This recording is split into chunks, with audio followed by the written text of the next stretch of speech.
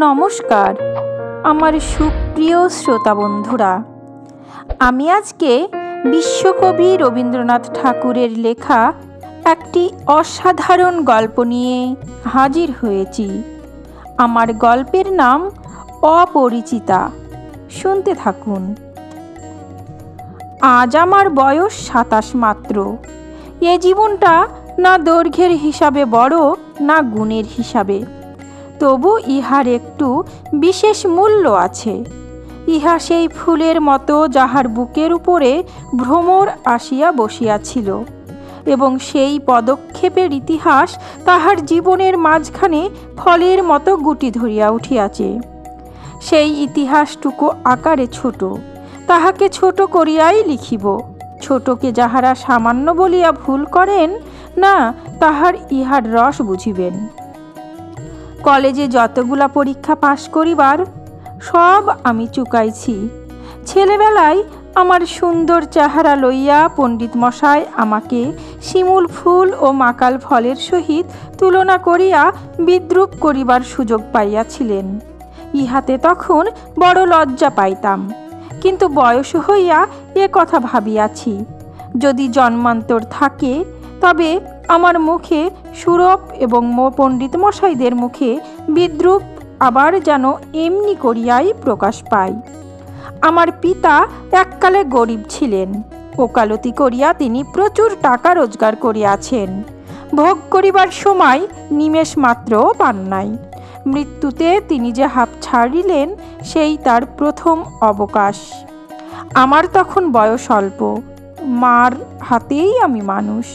মা গরিবের ঘরের মেয়ে, তাই আমরা যে ধনী এ কথা তিনিও ভোলেন না, আমাকেও ভুলিতে দেন না। শিশুকালে আমি কোলে কোলেই মানুষ বোধ করি, সেই জন্য শেষ পর্যন্ত আমার পুরোপুরি বয়সই হইল না। আজও আমাকে দেখিলে মনে হইবে আমি অন্নপূর্ণার কোলে গজাননের ছোট ভাইটি। আমার আসল অভিভাবক আমার মামা। তিনি আমার চেয়ে বড়জোর বছর ৬ বড়, কিন্তু ফলগুর বালির মতো তিনি আমাদের সমস্ত সংসারটাকে নিজের অন্তরের মধ্যে শুষিয়া লইয়াছেন। তাহাকে না খুঁড়িয়া এখানকার এক গণ্ডূষও রস পাইবার জো নাই। এই কারণে কোনো কিছুর জন্যই আমাকে কোনো ভাবনা ভাবিতে হয় না। কন্যার পিতা মাত্রেই স্বীকার করিবেন আমি সৎপাত্র। তামাকটুকু পর্যন্ত খাই না। ভালো মানুষ হওয়ার কোনো ঝঞ্ঝাট নাই, তাই আমি নিতান্ত ভালো মানুষ। মাতার আদেশ মানিয়া চলিবার ক্ষমতা আমার আছে, বস্তুত না মানিবার ক্ষমতা আমার নাই। অন্তপুরের শাসনে চলিবার মতো করিয়াই আমি প্রস্তুত হইয়াছি। যদি কোনো কন্যা স্বয়ংভরা হন, তবে এই সুলক্ষণটি স্মরণ রাখিবেন। অনেক বড় ঘর হইতে আমার সম্বন্ধ আসিয়াছিল, কিন্তু মামা, যিনি পৃথিবীতে আমার ভাগ্য দেবতার প্রধান এজেন্ট, বিবাহ সম্বন্ধে তার একটা বিশেষ মত ছিল। ধনীর কন্যা তার পছন্দ নয়। আমাদের ঘরে যে মেয়ে আসিবে, সে মাথা হেঁট করিয়া আসিবে, এই তিনি চান। অথচ টাকার প্রতি আসক্তি তার অস্থি মজ্জায় জড়িত।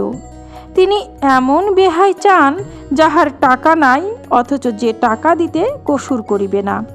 যাহাকে শোষণ করা চলিবে, অথচ বাড়িতে আসিলে গুড়গুড়ির পরিবর্তে বাধা হুকায় তামাক দিলে যাহার নালিশ খাটিবে না। আমার বন্ধু হরিশ কানপুরে কাজ করে। সে ছুটিতে কলিকাতায় আসিয়া আমার মন উতলা করিয়া দিল। সে বলিল, ও হে, মেয়ে যদি বলো, একটি খাসা মেয়ে আছে। কিছুদিন পূর্বেই MA পাশ করিয়াছি। সামনে যতদূর পর্যন্ত দৃষ্টি চলে ছুটি ধুধু করিতেছে। পরীক্ষা নাই, উমেদারি নাই, চাকরি নাই, নিজের বিষয় দেখিবার চিন্তাও নাই, শিক্ষাও নাই, ইচ্ছাও নাই। থাকিবার মধ্যে ভিতরে আছেন মা এবং বাহিরে আছেন মামা। এই অবকাশের মরুভূমির মধ্যে আমার হৃদয় তখন বিশ্বব্যাপী নারী রূপের মরীচিকা দেখিতেছিল। আকাশে তাহার দৃষ্টি, বাতাসে তাহার নিঃশ্বাস, তরু মর্মরে তাহার গোপন কথা। এমন সময় হরিশ আসিয়া বলিল, মেয়ে যদি বলো তবে। আমার শরীর মন বসন্ত বাতাসে বকুল বনের নবপল্লব রাশির মতো কাঁপিতে কাঁপিতে আলো ছায়া বুনিতে লাগিল। হরিশ মানুষটা ছিল রসিক, রস দিয়া বর্ণনা করিবার শক্তি তাহার ছিল, আর আমার মন ছিল তৃষ্ণার্ত। আমি হরিশকে বললাম, একবার মামার কাছে কথাটা পাড়িয়া দেখো। হরিশ আসর জমাইতে অদ্বিতীয়, তাই সর্বত্রই তাহার খাতির। মামাও তাহাকে পাইলে ছাড়িতে চান না। কথাটা তার বৈঠকে উঠিল। মেয়ের চেয়ে মেয়ের বাপের খবরটাই তাহার কাছে গুরুতর। বাপের অবস্থা তিনি যেমনটি চান তেমনটি। এককালে ইহাদের বংশে লক্ষ্মীর মঙ্গল ঘট ভরা ছিল, এখন তাহা শূন্য বলিলেই হয়, অথচ তলায় সামান্য কিছু বাকি আছে। দেশে বংশমর্যাদা রাখিয়া চলা সহজ নয় বলিয়া ইনি পশ্চিমে গিয়া বাস করিতেছেন। সেখানে গরিব গৃহস্থের মতোই থাকেন। একটি মেয়ে ছাড়া তার আর নাই, সুতরাং তাহার পশ্চাতে লক্ষ্মীর ঘরটি একেবারে উপর করিয়া দিতে দ্বিধা হইবেন না। এসব ভালো কথা, কিন্তু মেয়ের বয়স যে 15। তাই শুনিয়া মামার মন ভার হইল। বংশে তো কোনো দোষ নাই। না, দোষ নাই। বাপ কোথাও তার মেয়ের যোগ্য বর খুঁজিয়া পান না। একে তো বরের হাট মহার্ঘ, তাহার পরে ধনুক ভাঙ্গা পণ। কাজেই বাপ কেবলই সবুর করিতেছেন, কিন্তু মেয়ের বয়স সবুর করিতেছে না। যাই হোক, হরিশের সরস রসনার গুণ আছে। মামার মন নরম হইল। বিবাহের ভূমিকা অংশটা নির্বিঘ্নে সমাধা হইয়া গেল। কলিকাতার বাহিরে বাকি যে পৃথিবীটা আছে, সমস্তটাকেই মামা আন্দামান দ্বীপের অন্তর্গত বলিয়া জানেন। জীবনে একবার বিশেষ কাজে তিনি কোন্নগর পর্যন্ত গিয়াছিলেন। মামা যদি মনু হইতেন, তবে তিনি হাবড়ার পুল পার হওয়াটাকে তাহার সংহিতায় একেবারে নিষেধ করিয়া দিতেন। মনের মধ্যে ইচ্ছা ছিল, নিজের চোখে মেয়ে দেখিয়া আসিব। সাহস করিয়া প্রস্তাব করিতে পারিলাম না। কন্যাকে আশীর্বাদ করিবার জন্য যাহাকে পাঠানো হইল, সে আমাদের বিনু দাদা, আমার পিস্তুত ভাই। তাহার মতো রুচি এবং দক্ষতার পরে আমি 16 আনা নির্ভর করতে পারি। বিনুদা ফিরিয়া আসিয়া বলিলেন, মন্দ নহে, খাঁটি সোনা বটে। বিনু দাদার ভাষাটা অত্যন্ত আর্ট। যেখানে আমরা বলি চমৎকার, সেখানে তিনি বলেন চলনসই। অতএব বুঝিলাম আমরা ভাগ্যে প্রজাপতির সঙ্গে পঞ্চস্বরের কোনো বিরোধ নাই। বলা বাহুল্য, বিবাহ উপলক্ষে কন্যাপক্ষকেই কলিকাতায় আসিতে হইল। কন্যার পিতা শম্ভুনাথ বাবু হরিশকে কত বিশ্বাস করেন তাহা প্রমাণ এই যে, বিবাহের 3 দিন পূর্বে তিনি আমাকে প্রথম চক্ষে দেখেন এবং আশীর্বাদ করিয়া যান। বয়স তার 40-এর কিছু এপারে বা ওপারে, চুল কাঁচা, গভীর পাক ধরিতে আরম্ভ করিয়াছে মাত্র। সুপুরুষ বটে। ভিড়ের মধ্যে দেখিলে সকলের আগে তার উপরে চোখ পড়িবার মতো চেহারা। আশা করি আমাকে দেখিয়া তিনি খুশি হইয়াছিলেন। বোঝা শক্ত, কেননা তিনি বড়ই চুপচাপ। যে দুটি একটি কথা বলেন, যেন তাহাতে পুরা জোর দিয়া বলেন না। মামার মুখ তখন অনর্গল ছুটিতেছিল। ধনে মানে আমাদের স্থান যে শহরের কারো চেয়ে কম নয়, সেইটাকেই তিনি নানা প্রসঙ্গে প্রচার করিতেছিলেন। শম্ভুনাথ বাবু এ কথায় একেবারে যোগী দিলেন না। কোনো ফাঁকে একটা হু বা হা কিছুই শোনা গেল না। আমি হইলে দমিয়া যাইতাম, কিন্তু মামাকে দমানো শক্ত। তিনি শম্ভুনাথ বাবুর চুপচাপ ভাব দেখিয়া ভাবিলেন, লোকটা নিতান্ত নির্জীব, একেবারে কোনো তেজ নাই। বেহাই সম্প্রদায়ের আর যাই থাক, তেজ থাকাটা দোষের। অতএব মামা মনে মনে খুশি হইলেন। শম্ভুনাথ বাবু যখন উঠিলেন, তখন মামা সংক্ষেপে উপর হইতেই তাকে বিদায় করিলেন, গাড়িতে তুলিয়া দিতে গেলেন না।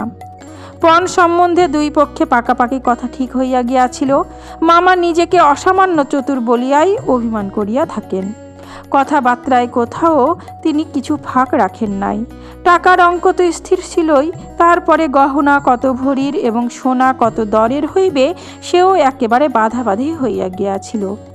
আমি নিজে এ সমস্ত কথার মধ্যে ছিলাম না, জানিতাম না দেনা পাওনা কি স্থির হইল।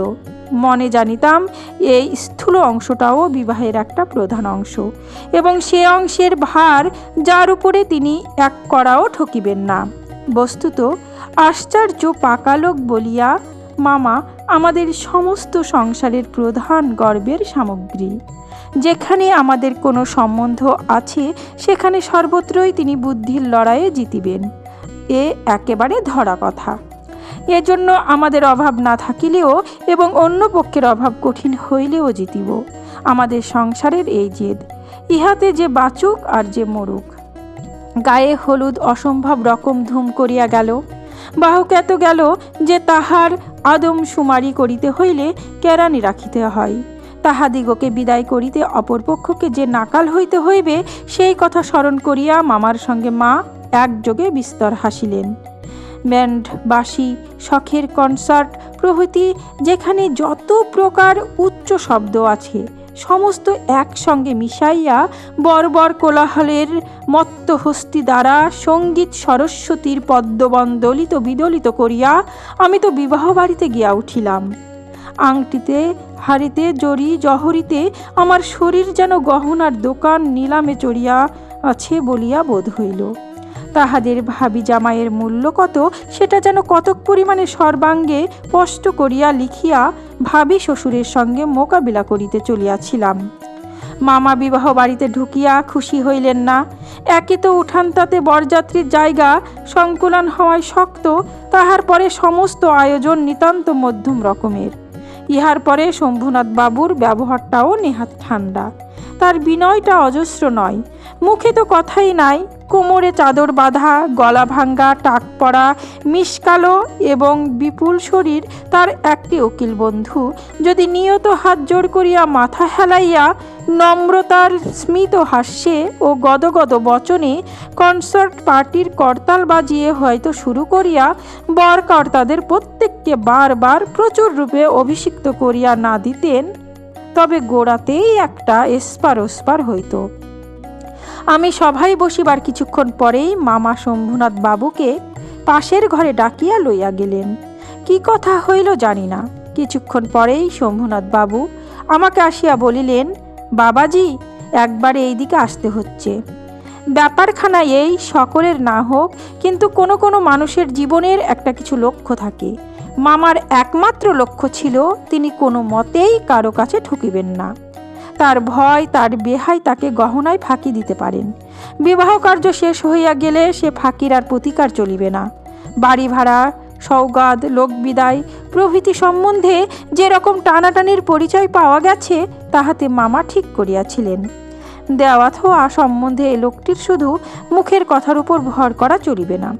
সেই জন্য বাড়ির শ্যাকরাকে শুদ্ধ সঙ্গে আনিয়াছিলেন। পাশের ঘরে গিয়া দেখিলাম মামা এক তক্ত পোষে এবং শ্যাকরা তাহার দাড়িপাল্লা, কোষ্ঠী পাথর প্রভৃতি লইয়া মেজেই বসিয়া আছে। শম্ভুনাথ বাবু আমাকে বলিলেন, তোমার মামা বলিতেছেন বিবাহের কাজ শুরু হইবার আগেই তিনি কনের সমস্ত গহনা যাচাই করিয়া দেখিবেন। ইহাতে তুমি কি বলো? আমি মাথা হেট করিয়া চুপ করিয়া রহিলাম। মামা বলিলেন, ও আবার কি বলিবে? আমি যা বলিব তাই হইবে। শম্ভুনাথ বাবু আমার দিকে চাহিয়া কহিলেন, সেই কথা তবে ঠিক? উনি যা বলিবেন তাই হইবে? এ সম্বন্ধে তোমার কিছুই বলিবার নাই? আমি একটু ঘাড় নাড়ার ইঙ্গিতে জানাইলাম এসব কথায় আমার সম্পূর্ণ অনধিকার। আচ্ছা তবে বসো, মেয়ের গা হইতে সমস্ত গহনা খুলিয়া আনিতেছি। এই বলিয়া তিনি উঠিলেন। মামা বলিলেন, অনুপম এখানে কি করিবে? ও সভায় গিয়া বসুক। শম্ভুনাথ বললেন, না, সভায় নয়, এখানেই বসিতে হইবে। কিছুক্ষণ পরে তিনি একখানা গামছায় বাঁধা গহনা আনিয়া তক্তপোষের ওপর মেলিয়া ধরিলেন। সমস্তই তাহার পিতামহীদের আমলের গহনা, হাল ফ্যাশনের সূক্ষ্ম কাজ নয়, যেমন মোটা তেমনি ভারী। শ্যাকরা গহনা হাতে তুলিয়া লইয়া বলিলেন, এ আর দেখিব কি? ইহাতে খাদ নাই। এমন সোনা এখনকার দিনে ব্যবহারই হয় না। এই বলিয়া সে মকর মুখা মোটা একখানা বালাই একটু চাপ দিয়া দেখাইল তাহা বাকিয়া যায়। মামা তখনই তার নোট বইয়ে গহনাগুলির ফর্দ টুকিয়া লইলেন। পাছে যাহা দেখানো হইল তাহার কোনোটা কম পড়ে। হিসাব করিয়া দেখিলেন গহনা যে পরিমাণ দিবার কথা এগুলি সংখ্যায়, দরে এবং ভারে তার অনেক বেশি। গহনাগুলির মধ্যে একজোড়া ইয়ারিং ছিল। শম্ভুনাথ সেইটে শ্যাকরার হাতে দেয়া বলিলেন, এইটে একবার পরখ করিয়া দেখো। শ্যাকরা কহিল, ইহা বিলিতি মাল, ইহাতে সোনার ভাগ সামান্যই আছে। শম্ভুনাথ ইয়াররিং জোড়া মামার হাতে দিয়া বলিলেন, এটা আপনারাই রাখিয়া দিন। মামা সেটা হাতে লইয়া দেখিলেন এই ইয়াররিং দিয়াই কন্যাকে তাহারা আশীর্বাদ করিয়াছিলেন। মামার মুখ লাল হইয়া উঠিলেন। দরিদ্র তাহাকে ঠকাইতে চাহিবে, কিন্তু তিনি ঠকিবেন না, এই আনন্দ সম্ভোগ হইতে বঞ্চিত হইলেন এবং তাহার উপরেও কিছু উপরি পাওনা জুটিল। অত্যন্ত মুখ ভার করিয়া বলিলেন, অনুপম, যাও তুমি সভায় গিয়া বসোগে। শম্ভুনাথ বলিলেন, না, এখন সভায় বসিতে হইবে না, চলুন আগে আপনাদের খাওয়াইয়া দিই। মামা বলিলেন, সে কি কথা, লগ্ন? শম্ভুনাথ বলিলেন, সেজন্য কিছু ভাবিবেন না, এখন উঠুন। লোকটি নেহাত ভালো মানুষ ধরনের, কিন্তু ভিতরে বেশ একটু জোর আছে বলিয়াই বোধ হইল। মামাকে উঠিতে হইল। বরযাত্রীদের আহারও হইয়া গেল। আয়োজনের আড়ম্বর ছিল না, কিন্তু রান্না ভালো এবং সমস্ত বেশ পরিষ্কার পরিচ্ছন্ন বলিয়া সকলেরই তৃপ্তি হইল। বরযাত্রীদের খাওয়া শেষ হইলে শম্ভুনাথ বাবু আমাকে খাইতে বলিলেন। মামা বলিলেন, সে কি কথা, বিবাহের পূর্বে বর খাইবে কেমন করিয়া? এ সম্বন্ধে মামার কোনো মত প্রকাশকে তিনি সম্পূর্ণ উপেক্ষা করিয়া আমার দিকে চাহিয়া বলিলেন, তুমি কি বলো, বসিয়া যাইতে দোষ কিছু আছে? মূর্তিমতী মাতৃ আজ্ঞা স্বরূপে মামা উপস্থিত, তার বিরুদ্ধে চলা আমার পক্ষে অসম্ভব, আমি আহারে বসিতে পারিলাম না। তখন শম্ভুনাথ বাবু মামাকে বলিলেন, আপনাদিগকে অনেক কষ্ট দিয়াছি, আমরা ধনী নই, আপনাদের যোগ্য আয়োজন করিতে পারি নাই, ক্ষমা করিবেন। রাত হইয়া গেল, আর আপনাদের কষ্ট বাড়াইতে ইচ্ছা করি না, এখন তবে? মামা বলিলেন, তা সভায় চলুন, আমরা তো প্রস্তুত আছি। শম্ভুনাথ বলিলেন, তবে আপনাদের গাড়ি বলিয়া দিই। মামা আশ্চর্য হইয়া বলিলেন, ঠাট্টা করিতেছেন নাকি? শম্ভুনাথ কহিলেন, ঠাট্টা তো আপনি করিয়া সারিয়াছেন, ঠাট্টার সম্পর্কটাকে স্থায়ী করিবার ইচ্ছা আমার নাই। মামা দুই চোখ এত বড় করিয়া মেলিয়া অবাক হইয়া বলিলেন। শম্ভুনাথ কহিলেন, আমার কন্যার গহনা আমি চুরি করিব, এ কথা যারা মনে করে তাদের হাতে আমি কন্যা দিতে পারি না। আমাকে একটি কথাও বলাও তিনি আবশ্যক বোধ করিলেন না, কারণ প্রমাণ হইয়া গেছে আমি কেহই নই। তারপরে যা হইল সে আমি বলিতে ইচ্ছা করি না। ঝাড় লণ্ঠন ভাঙ্গিয়া চুরিয়া জিনিসপত্র লণ্ডভণ্ড করিয়া বরযাত্রীর দল দক্ষ যজ্ঞের পালা সারিয়া বাহির হইয়া গেল।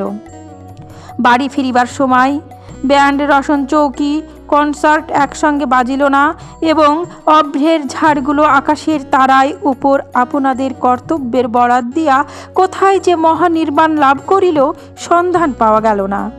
বাড়ির সকলে তো রাগিয়া আগুন। কন্যার পিতার এত গুমট, কলি যে চারপোয়া হইয়া আসিল। সকলে বলিল, দেখি মেয়ের বিয়ে দেন কেমন করিয়া, কিন্তু মেয়ের বিয়ে হইবে না এ ভয় যার মনে নেই, তার শাস্তির উপায় কি? সমস্ত বাংলাদেশের মধ্যে আমি একমাত্র পুরুষ যাহাকে কন্যার বাপ বিবাহের আসর হইতে নিজে ফিরাইয়া দিয়াছেন। এত বড় সৎপাত্রের কপালে এত বড় কলঙ্কের দাগ কোন নষ্ট গ্রহ এত আলো জ্বালাইয়া বাজনা বাজাইয়া সমারোহ করিয়া আঁকিয়া দিল? বরযাত্রীরা এই বলিয়া কপাল চাপড়াইতে লাগিল যে বিবাহ হইল না, অথচ আমাদের ফাঁকি দিয়া খাওয়া দিল। পাক যন্ত্রটাকে সমস্ত অন্নশুদ্ধ সেখানে টান মারিয়া ফেলিয়া দিয়া আসিতে পারিলে তবে আফসোস মিটিত। বিবাহের চুক্তিভঙ্গ ও মানহানির দাবিতে নালিশ করিব বলিয়া মামা অত্যন্ত গোল করিয়া বেড়াইতে লাগিলেন। হিতৈষীরা বুঝাইতে লাগিল, তাহা হইলে তামাশার যেটুকু বাকি আছে তাহা পুরা হইবে। বলা বাহুল্য, আমিও খুব রাগিয়াছিলাম। কোনো গতিকে শম্ভুনাথ বিষম জব্দ হইয়া আমাদের পায়ে ধরিয়া আসিয়া পড়েন। গোফের রেখায় তা দিতে দিতে এইটেই কেবল কামনা করিতে লাগিলাম। কিন্তু এ আক্রোশের কালো রঙের স্রোতের পাশাপাশি আর একটা স্রোত বহিতেছিল, যেটার রং একেবারেই কালো নয়। সমস্ত মন যে সেই অপরিচিতার পানে ছুটিয়া গিয়াছিল, এখনো যে তাহাকে কিছুতেই টানিয়া ফিরাইতে পারি না। দেয়ালটুকুর আড়ালে রহিয়া গেল গো। কপালে তার চন্দন আঁকা, গায়ে তার লাল শাড়ি, মুখে তার লজ্জার রক্তিমা, হৃদয়ের ভিতরে কি যে তা কেমন করিয়া বলিব। আমার কল্পলোকের কল্পলতাটি বসন্তের সমস্ত ফুলের ভার আমাকে নিবেদন করিয়া দিবার জন্য নত হইয়া পড়িয়াছিল। হাওয়া আসে, গন্ধ পাই, পাতার শব্দ শুনি, কেবল আর একটি মাত্র পা ফেলার অপেক্ষা। এমন সময়ে সেই এক পদক্ষেপের দূরত্বটুকু এক মুহূর্তে অসীম হইয়া উঠিল। এতদিন যে প্রতি সন্ধ্যায় আমি বিনুদাদার বাড়িতে গিয়া তাহাকে অস্থির করিয়া তুলিয়াছিলাম, বিনুদার বর্ণনার ভাষা অত্যন্ত সংকীর্ণ বলিয়াই তার প্রত্যেক কথাটি স্ফুলিঙ্গের মতো আমার মনের মাঝখানে আগুন জ্বালিয়া দিয়াছিল। বুঝিয়াছিলাম মেয়েটির রূপ বড় আশ্চর্য, কিন্তু না দেখিলাম তাহাকে চোখে, না দেখিলাম তার ছবি, সমস্তই অস্পষ্ট হইয়া রহিল। বাহিরে তো সে ধরা দিলই না, তাহাকে মনেও আনিতে পারিলাম না। এজন্য মন সেদিনকার সেই বিবাহ সভার দেয়ালটার বাহিরে ভূতের মতো দীর্ঘ নিঃশ্বাস ফেলিয়া বেড়াইতে লাগিল।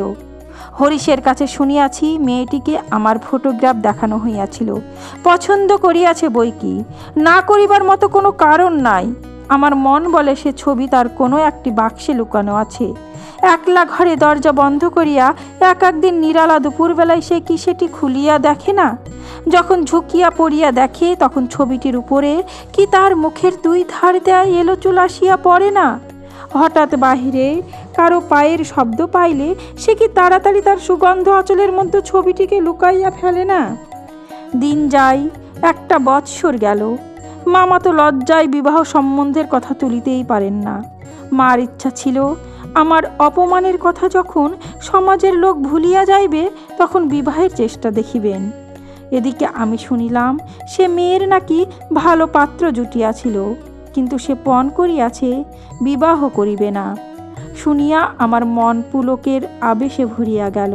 আমি কল্পনায় দেখিতে লাগিলাম সে ভালো করিয়া খায় না, সন্ধ্যা হইয়া আসে সে চুল বাঁধিতে ভুলিয়া যায়, তার বাপ তার মুখের পানে চান আর ভাবেন আমার মেয়ের দিনে দিনে এমন হইয়া যাইতেছে কেন। হঠাৎ কোনো দিন তার ঘরে আসিয়া দেখেন মেয়ের দুই চক্ষে জলে ভরা। জিজ্ঞাসা করেন, মা তোর কি হইয়াছে বল আমাকে। মেয়ে তাড়াতাড়ি চোখের জল মুছিয়া বলে, কই কিছু তো হয়নি বাবা, বাপের এক মেয়ে যে, বড় আদরের মেয়ে। যখন অনাবৃষ্টির দিনের ফুলের কুড়িটির মতো মেয়ে একেবারে বিমর্ষ হইয়া পড়িয়াছে তখন বাপের প্রাণে আর সহিল না। তখন অভিমান ভাঙ্গাইয়া দিয়া তিনি ছুটিয়া আসলেন আমাদের ঘরে। তারপরে মনের মধ্যে সেই যে কালো রঙের ধারাটা বহিতেছে সে যেন কালো সাপের মতো রূপ ধরিয়া ফোঁস করিয়া উঠিল। সে বলিল, বেশ তো, আর একবার বিবাহের আসর সাজানো হোক, আলো জ্বলুক, দেশ বিদেশের লোকের নিমন্ত্রণ হোক, তারপরে তুমি বরের টুপুর পায়ে দলিয়া দলবল লইয়া সভা ছাড়িয়া চলিয়া এসো। কিন্তু যে ধারাটি চোখের জলের মতো শুভ্র সে রাজহংসের রূপ ধরিয়া বলিল, যেমন করিয়া আমি একদিন দয়মন্তীর পুষ্পবনে গিয়াছিলাম তেমনি করিয়া আমাকে একবার উড়িয়া যাইতে দাও। আমি বিরহিণীর কানে কানে একবার সুখের খবরটা দিয়ে আসি গে। তারপরে দুঃখের রাত পোহাইল, নববর্ষার জল পড়িল, ম্লান ফুলটি মুখ তুলিল। এবারে সেই দেয়ালটার বাহিরে রহিল সমস্ত পৃথিবীর আর সবাই, আর ভিতরে প্রবেশ করিল একটি মাত্র মানুষ। তারপরে আমার কথাটি ফুরল, কিন্তু কথা এমন করিয়া ফুরাইল না। যেখানে আসিয়া তাহা অফুরান হইয়াছে সেখানকার বিবরণ একটুখানি বলিয়া আমার এ লেখা শেষ করিয়া দিই। মাকে লইয়া তীর্থে চলিয়াছিলাম, আমার উপরেই ভার ছিল, কারণ মামা এবারেও হাবড়ার পুল পার হন নাই। রেলগাড়িতে ঘুমাইতেছিলাম, ঝাঁকানি খাইতে খাইতে মাথার মধ্যে নানা প্রকার এলোমেলো স্বপ্নের ঝুমঝুমি বাজিতেছিল। হঠাৎ একটা কোন স্টেশনে জাগিয়া উঠিলাম। আলোতে অন্ধকারে মেশা সেও এক স্বপ্ন। কেবল আকাশের তারাগুলি চিরপরিচিত, আর সবই অজানা অস্পষ্ট। স্টেশনের দ্বীপ কয়টা খাড়া হইয়া দাঁড়াইয়া আলো ধরিয়া এই পৃথিবীটা যে কত অচেনা এবং যাহা চারিদিকে তাহা যে কতই বহুদূরে তাহাই দেখাইয়া দিতেছে। গাড়ির মধ্যে মা ঘুমাইতেছেন, আলোর নিচে সবুজ পর্দা টানা, তরঙ্গ বাক্স জিনিসপত্র সমস্তই কে কার ঘাড়ে এলোমেলো হইয়া রহিয়াছে। তাহারা যেন স্বপ্ন লোকের উলট পালট আসবাব। সবুজ প্রদোষের মিটমিটে আলোতে থাকা এবং না থাকার মাঝখানে কেমন একরকম হইয়া পড়িয়া আছে। এমন সময়ে সেই অদ্ভুত পৃথিবীর অদ্ভুত রাত্রে কে বলিয়া উঠিল, শিগগির চলে আই, এই গাড়িতে জায়গা আছে। মনে হইল যেন গান শুনিলাম। বাঙালি মেয়ের গলায় বাংলা কথা যে কি মধুর তাহা এমনি করিয়া অসময়ে অজায়গায় আচমকা শুনিলে তার সম্পূর্ণ বুঝিতে পারা যায়। কিন্তু এই গলাটিকে কেবলমাত্র মেয়ের গলা বলিয়া একটা শ্রেণীভুক্ত করিয়া দেওয়া চলে না। এ কেবল একটি মানুষের গলা, শুনিলেই মন বলিয়া ওঠে এমন তো আর শুনি নাই। চিরকাল গলার স্বর আমার কাছে বড় সত্য। রূপ জিনিসটি বড় কম নয়, কিন্তু মানুষের মধ্যে যাহা অন্তরতম এবং অনির্বচনীয়, আমার মনে হয় কণ্ঠস্বর যেন তারই চেহারা। আমি তাড়াতাড়ি গাড়ির জানালা খুলিয়া বাহিরে মুখ বাড়াইয়া দিলাম। কিছুই দেখিলাম না। প্ল্যাটফর্মের অন্ধকারে দাঁড়াইয়া গার্ড তাহার এক চক্ষু লণ্ঠন নাড়িয়া দিল। গাড়ি চলিল। আমি জানালার কাছে বসিয়া রহিলাম। আমার চোখের সামনে কোনো মূর্তি ছিল না, কিন্তু হৃদয়ের মধ্যে আমি একটি হৃদয়ের রূপ দেখিতে লাগিলাম। সে যেন এক তারাময়ী রাত্রির মতো আবৃত করিয়া ধরে, কিন্তু তাহাকে ধরিতে পারা যায় না। ওগো সুর, অচেনা কণ্ঠের সুর, এক নিমেষে তুমি যে আমার চিরপরিচয়ের আসনটির উপরে আসিয়া বসিয়াছ। কি আশ্চর্য পরিপূর্ণ তুমি! চঞ্চল কালের ক্ষুব্ধ হৃদয়ের উপরে ফুলটির মতো ফুটিয়াছ, অথচ তার ঢেউ লাগিয়া একটি পাপড়িও টলে নাই। অপরিমেয় কোমলতায় এতটুকু দাগ পড়ে নাই। গাড়ি লোহার মৃদঙ্গে তাল দিতে দিতে চলিল। আমি মনের মধ্যে গান শুনিতে শুনিতে চলিলাম। তাহার একটি মাত্র ধোঁয়া। গাড়িতে জায়গা আছে? আছে কি জায়গা? আছে কি জায়গা? যে পাওয়া যায় না, কেউ যে কাকেও চেনে না, অথচ সেই না চেনাটুকু যে কুয়াশা মাত্র, সে যে মায়া, সেটা ছিন্ন হইলে যে চেনার আর অন্ত নাই। ওগো সুধাময়ী সুর, যে হৃদয়ের অপরূপ রূপ তুমি, সে কি আমার চিরকালের চেনা নয়? জায়গা আছে? আছে। শীঘ্র আসিতে ডাকিয়াছ, শীঘ্রই আসিয়াছি, এক নিমেষও দেরি করি নাই। রাত্রে ভালো করিয়া ঘুম হইল না। প্রায় প্রতি স্টেশনে একবার করিয়া মুখ বাড়াইয়া দেখিলাম। ভয় হইতে লাগিল, যাহাকে দেখা হইল না সে পাছে রাত্রে নামিয়া যায়। পরদিন সকালে একটা বড় স্টেশনে গাড়ি বদল করিতে হইবে। আমাদের ফার্স্ট ক্লাসের টিকিট। মনে আশা ছিল ভিড় হইবে না। নামিয়া দেখি প্ল্যাটফর্মে সাহেবদের আড়দালি দল আসবাবপত্র লইয়া গাড়ির জন্য অপেক্ষা করিতেছে। কোনো এক ফৌজের বড় জেনারেল সাহেব ভ্রমণে বাহির হইয়াছেন। 2-3 মিনিট পরে গাড়ি আসিল। বুঝিলাম ফার্স্ট ক্লাসের আশা ত্যাগ করিতে হইবে। মাকে লইয়া কোন গাড়িতে উঠি সে এক বিষম ভাবনায় পড়িলাম। সব গাড়িতেই ভিড়। দাঁড়ে দাঁড়ে উকি মারিয়া বেড়াইতে লাগিলাম। এমন সময় সেকেন্ড ক্লাসের গাড়ি হইতে একটি মেয়ে আমার মাকে লক্ষ্য করিয়া বলিলেন, আপনারা আমাদের গাড়িতে আসুন না, এখানে জায়গা আছে। আমি তো চমকিয়া উঠিলাম। সেই আশ্চর্য মধুর কণ্ঠ এবং সেই গানের ধোঁয়া। জায়গা আছে? ক্ষণমাত্র বিলম্ব না করিয়া মাকে লইয়া গাড়িতে উঠিয়া পড়িলাম। জিনিসপত্র তুলিবার প্রায় সময় ছিল না। আমার মতো অক্ষম দুনিয়ায় নাই। সেই মেয়েটি কুলিদের হাত হইতে তাড়াতাড়ি চলতি গাড়িতে আমাদের বিছানাপত্র টানিয়া লইল। আমার একটা ফটোগ্রাফ তুলিবার ক্যামেরা স্টেশনেই পড়িয়া রইল। গ্রাহ্যই করিলাম না। তারপরে কি লিখিব জানি না। আমার মনের মধ্যে একটি অখণ্ড আনন্দের ছবি আছে। তাহাকে কোথায় শুরু করিব, কোথায় শেষ করিব, বসিয়া বসিয়া বাক্যের পর বাক্য যোজনা করিতে ইচ্ছা করে না। এবার সেই সুরটিকে চোখে দেখিলাম। তখনও তাহাকে সুর বলিয়াই মনে হইল। মায়ের মুখের দিকে চাহিলাম। দেখিলাম তার চোখে পলক পড়িতেছে না। মেয়েটির বয়স 16 কি 17 হইবে, কিন্তু নবযৌবন ইহার দেহে মনে কোথাও যেন একটুও ভার চাপাইয়া দেয় নাই। ইহার গতি সহজ, দীপ্তি নির্মল, সৌন্দর্যের সুচিতা অপূর্ব। ইহার কোনো জায়গায় কিছু জরিমা নেই। আমি দেখিতেছি। বিস্তারিত করিয়া কিছু বলার আমার পক্ষে অসম্ভব।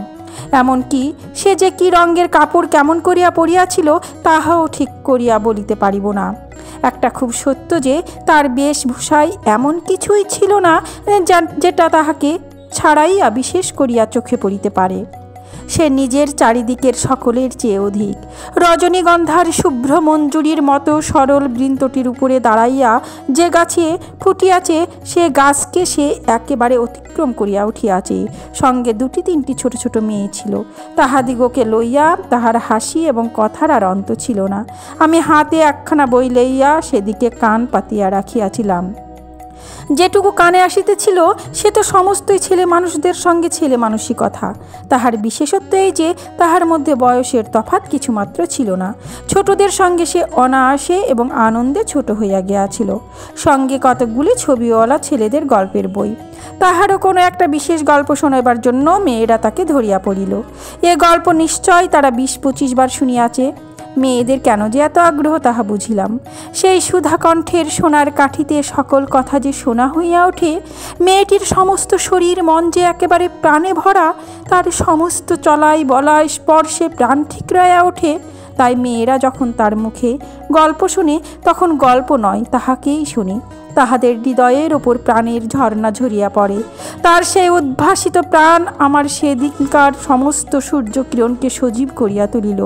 আমার মনে হইল আমাকে যে প্রকৃতি তাহার আকাশ দিয়া বেষ্টন করিয়াছে, সে ওই তরুণী, অক্লান্ত অম্লান প্রাণের বিশ্বব্যাপী বিস্তার।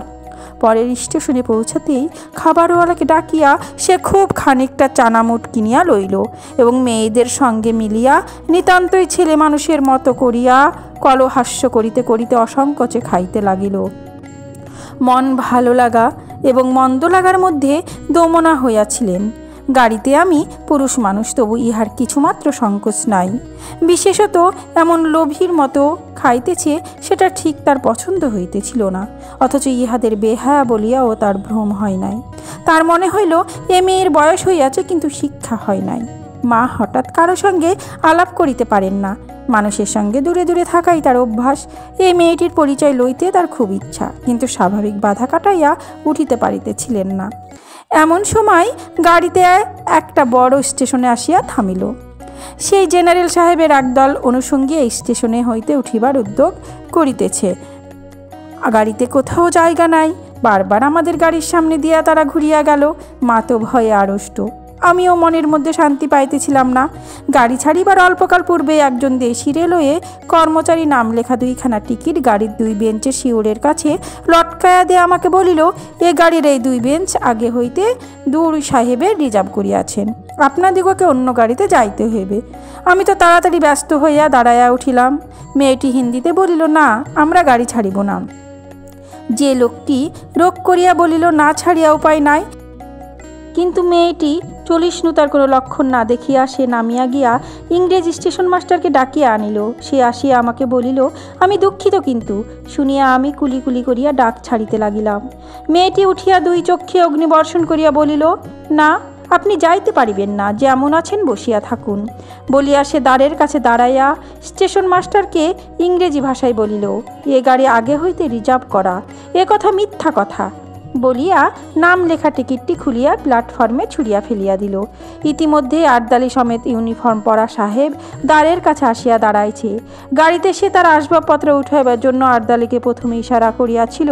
তাহার পরে মেয়েটির মুখে তাকাইয়া তার কথা শুনিয়া ভাব দেখিয়া স্টেশন মাস্টারকে একটু স্পর্শ করিল এবং তাহাকে আড়ালে লইয়া গিয়া কি কথা হইল জানি না, কানপুরে আসিয়া গাড়ি থামিল।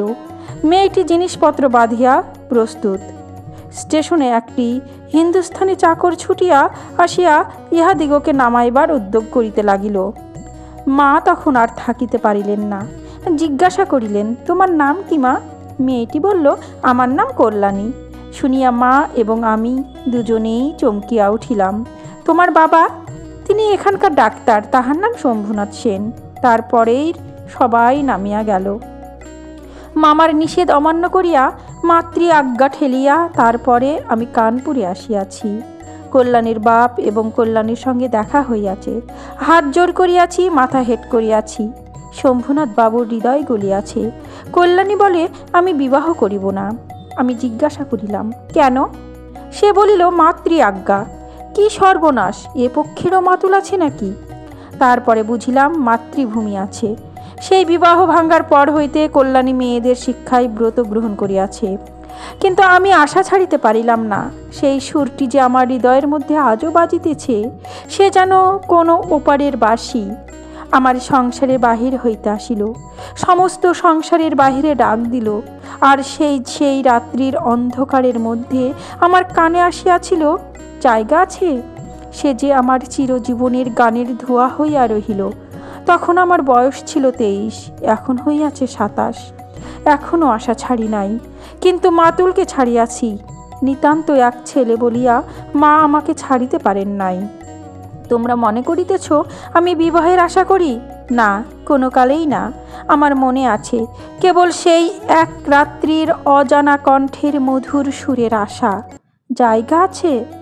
নিশ্চয় আছে, নইলে দাঁড়াবো কোথায়? তাই বৎসরের পর বৎসর যাই, আমি এইখানেই আছি।